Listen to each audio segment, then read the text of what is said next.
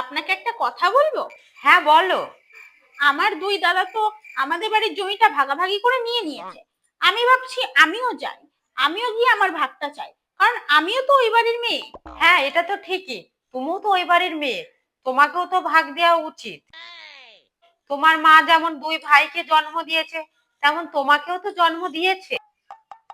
এটাও ঠিক যে তোমার দুই দাদার পরিস্থিতি তো তেমন ভালো না, আর তোমার বাড়ির কথা তুমি তো ভালো করেই জানো।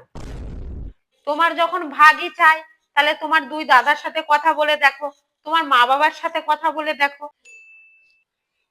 তবে একটা কথা মনে রেখো, মেয়েরা যখন বাবা মা সম্পত্তিতে ভাগ বসাতে যায়, তখন সমাজ বলে দাদা ভাইয়ের সম্পত্তিতে ভাগ বসাতে এসেছে। কি হয় জানো, ওই দাদা ভাইয়ের ভালোবাসার সম্পর্ক আর বোনের সাথে থাকে না। যতদিন বাবা মা বেঁচে থাকে তখন একটু আধটু খোঁজ খবর রাখে, তারপর বাবা মা মরে গেলে আর খোঁজ খবর রাখে না। আমার মনে হয় কি, তোমার ওই ভাগটা না নেওয়াই ভালো। তাতে তোমার বাবার বাড়িতে সম্মানটা বাড়বে।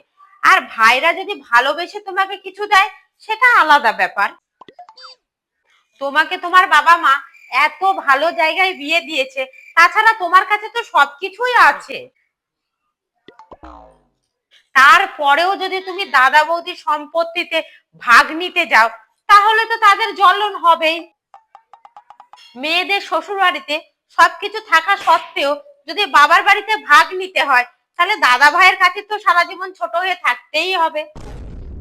আমার যা মনে হলো সেটা তোমাকে বললাম, এখন তুমি যেটা মনে করবে সেটা তোমার ব্যাপার। এটা তো আপনি ঠিকই বলেছেন মা, কিছুক্ষণের জন্য তো আমি লোভী হয়ে গেছিলাম। আমি তো আছি বৌমা, তোমাকে সঠিক পরামর্শ দেওয়ার জন্য।